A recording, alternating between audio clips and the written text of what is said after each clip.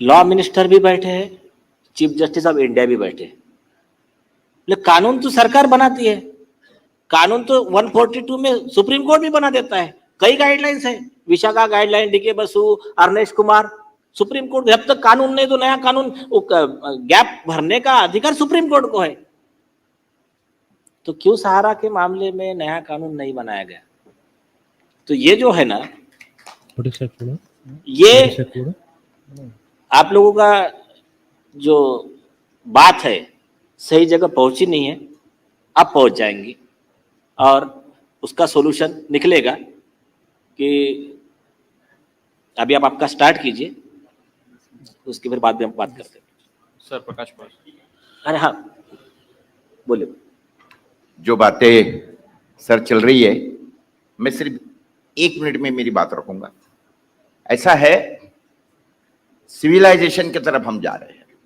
हमारी सब लोगों की ख्वाहिश ये है कि ये जिंदगी कुछ सुधरनी चाहिए और प्रगति होनी चाहिए।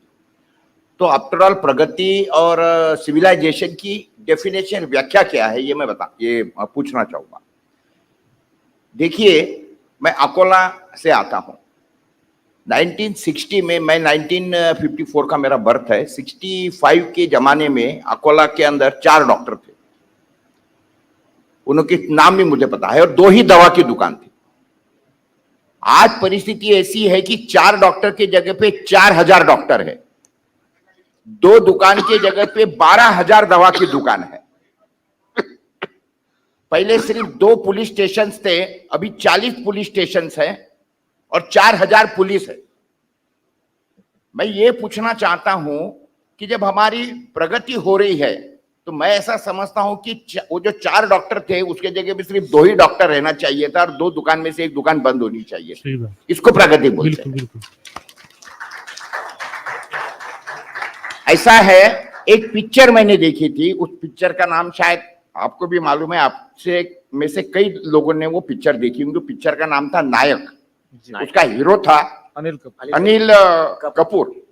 उसमें ऐसी होता है, ऐसा ही चलता रहता है, और चीफ मिनिस्टर का वो इंटरव्यू लेते रहता है। एखादा आशुतोष पाठक के जैसा प्रामाणिक रिपोर्टर रहता है, वो लेता है। फिर वो चीफ मिनिस्टर को बोलता है, तुमको पता है, ये पूछने में तुमको कुछ जाता नहीं है, एक दिन चीफ मिनिस्टर बन के देखो, क्यों पता लगेगा। तो ये बातें होती है, फिर हंगामा होता है, और उसके बाद में ये बोलता है कि इसको बना ही दो। तो उसको एक दिन बनाता है, और एक ही दिन में क्या हंगामा करता है आपको मालूम है। फिर उसके बाद में उसको वाकई में चीफ मिनिस्टर बना दो। उसके बाद में वो क्या करता है कि हर चौराहे में एक कांच की पेटी रखता है और बोलता है कि तुम्हारी कंप्लेंट यहाँ डालो, कंप्लेंट डाले बराबर मैं उसका एक्शन लूंगा।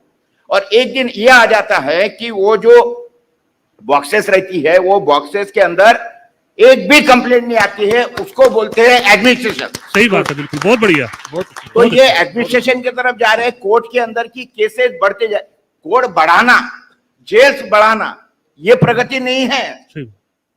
कोर्ट की केसेस बढ़ रही है। अरे ये न्याय कहां मिल रहा है? Justice delayed is justice denied. जब ऐसी परिस्थिति है, आज कोर्ट की जो हालत है, जो कोर्ट की केसेस में अगर आज जितने जजेस है उससे 4 गुना भी जजेस कर दे, और यही हालत रहा, तो पूरे केसेस निकालने के लिए और 40-50 साल लगेंगे। मैं यही सारे मामले में मैं कहना यही चाहता हूं कि ये हम लोग प्रगति के ओर जा रहे हैं या अधोगति के ओर जा रहे हैं, यही हम सब लोगों ने सोचना चाहिए। बस इतना ही मैं बोलूं। बहुत बढ़िया, वेरी गुड, बहुत अच्छा, बहुत बढ़िया। आप स्टार्ट कीजिए। धन्यवाद सर। आज इस सभागार में हम सहारा के द्वारा पीड़ित जमाकर्ता एवं मेरे कार्यकर्ता, ये बात कहने में हमें कोई शर्म नहीं है कि हम इस देश के आजाद मुल्क के आर्थिक गुलाम बन गए हैं एक व्यक्ति के द्वारा। उस व्यक्ति का नाम है सुब्रत राय सहारा। एक फिल्म का डायलॉग है सर, वो कादर खान जी का था कि इस देश में अगर रिश्वत लेते हुए पकड़े जाओ तो रिश्वत देकर के छूट जाओ। एक डायलॉग था बहुत पुरानी फिल्म का, शायद याद होगा।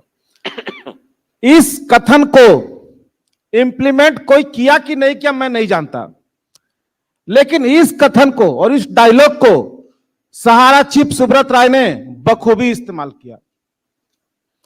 2000 रुपए की पूंजी से वो शख्स आए थे और इस देश को 3 लाख करोड़ रुपए के आर्थिक गुलाम में ढकेल दिया। सुब्रत राय जी का जितना भी बिजनेस था, चाहे हाउसिंग का हो, रियल एस्टेट का हो, एयरलाइंस का हो या दुकान खोलने का हो, शायद एक भी बिजनेस उनका इस देश में नहीं चला। सारे फेलवर हो गए, सारे बिजनेस समेट लिए गए। अब तो सारे बिजनेस उनका समेट करके मैक्सिडोनिया में उनके बच्चे संभाल रहे हैं और वहां राजा की जिंदगी जी रहे हैं। हिंदुस्तान का पैसा ट्रांसफर हो गया मैक्सिडोनिया में, उनके दोनों पुत्र, उनकी बहुएं और उनके पोता पोती आज राजा की जिंदगी गुजार रहे हैं। और हम जैसे सहारा के जमाकर्ता 13 करोड़ और हमारे परिवार आज रोड पर भीख मांगने को तरस रहे हैं। हमारी बहन बेटियों की शादी नहीं हो रहा, हमारे बच्चे का स्कूल का फीस नहीं भरा जा रहा, हमारे बूढ़े बुजुर्गों का MIS का पैसा नहीं मिल रहा। इतना तमाम तरह की विसंगतियां पैदा हो गई है जिसका कि आप वर्णन नहीं कर सकते हैं सर।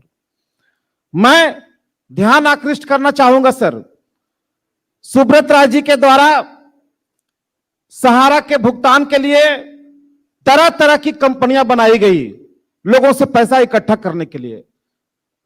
45 सालों में इन्होंने अनेक कंपनियां बनाया और एक कंपनी का बंद करके दूसरे कंपनी में और दूसरे कंपनी का काम बंद करके तीसरे कंपनी में, चौथे कंपनी में, ऐसे क्रमवार चलता रहा। और आज भी इतना कुछ होने के बाद भी सहारा ई स्कूटी और सहारा ई बॉल्स के नाम पर भी उनका कारोबार मार्केट से पैसा लेने का चल रहा है। मैं ध्यान आकृष्ट कराना चाहूंगा सर कि हम जैसे जमाकर्ताओं का जो सहारा इंडिया में भुगतान पेंडिंग है, उस पैसे को देने के लिए उनके पास एम्बार्गो लगा हुआ है। हमारे पैसे को देने के लिए सहारा से भी का विवाद है। मैं जानना चाहता हूं, अगर कोई है सहारा के पक्षकार यहां पे, तो मुझे जवाब दें कि हमें पैसा देने के लिए उनके पास एम्बार्गो लगा हुआ है। 2012 में सहारा और सेबी का जजमेंट आया था। अगर एम्बार्गो लगा भी था तो तुमने 2014 में पैसा क्यों लिया, 2015 में पैसा क्यों लिया, कंटिन्यू पैसा क्यों लिया? जो डिपॉजिट का फॉर्म था उस पर क्यों नहीं लिखा कि हमारी कंपनी पे एम्बार्गो लगा है, जिस दिन मैच्योरिटी का भुगतान हम करेंगे तभी करेंगे जब हमारे ऊपर एम्बार्गो हट जाएगा। ऐसा डिक्लेरेशन दिया क्या? हमारे लिए एम्बार्गो लगा हुआ है। अब मुंबई में जन्मदिन मनाने के लिए देश में सर स्पेशल ट्रेन चलाया जाता है, झारखंड की राजधानी रांची से और कई राज्यों से स्पेशल ट्रेन चला करके, विशेष ट्रेन से, उस ट्रेन में केवल सहारा के एजेंट्स और उनका ऑफिसर छोड़ के दूसरा कोई सफर नहीं किया था। और वहां पे करोड़ रुपए पानी की तरह बहा दिए जाते हैं। वहां सहारा स्टार होटल और सहारा ताज में उनका जन्मदिन मनाने के लिए उनके लिए एम्बार्गो नहीं लगा हुआ है सर। और हमारे बच्चे का स्कूल का फीस देने की बारी आती है, जो पैसा हमने वहां रखा था उसकी मांग करते हैं तो हमारे ऊपर एम्बार्गो लगा हुआ और हमें पैसे की भुगतान नहीं हो पाएगा। ये क्या न्याय है सर? दूसरी चीज, इनका सारा बिजनेस फेलवर हो गया, लेकिन एक बिजनेस फेलवर नहीं हुआ और वो था मार्केट से पैसा कलेक्शन करना, जो पैरा बैंकिंग के नाम पर चला करता था। वो कभी बंद नहीं हुआ। राम का पैसा लेके श्याम को, श्याम का पैसा लेके घनश्याम को, घनश्याम का पैसा लेकर के अन्य को, ये इनका हमेशा चलता रहा।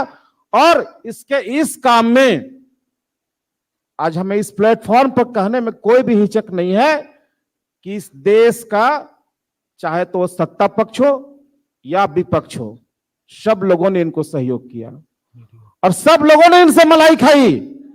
और एक विशेष वर्ग जो अपने देश का है, जो हमारे देश का चौथा स्तंभ, शायद मेरी बात कुछ लोगों की बुरी लगेगी लेकिन कहना पड़ता है, दिल का दर्द है सर। मैं आज यहां खड़ा हूं तो देश के 13 करोड़ जमाकर्ताओं को रिप्रेजेंट करने के लिए खड़ा हूं, इसीलिए बात कहना पड़ रहा है। क्योंकि 13 करोड़ तो जमाकर्ता हैं और उनके पीछे जो उनका परिवार पल रहा है, अगर एक व्यक्ति के पीछे अगर कहा जाए, डिपोजिट के पीछे अगर 5 व्यक्ति भी अगर हैं तो 13-5 करोड़ का यह मामला है। तो मुझे बोलने में कोई हिचक नहीं है कि इस देश की राष्ट्रीय मीडिया भी बिकी हुई है और सुब्रत राय से पैसा खाई हुई है। हमारा तकलीफ दिखाने में उनको डर लगता है, हमारा दर्द दिखाने में उनको डर लगता है।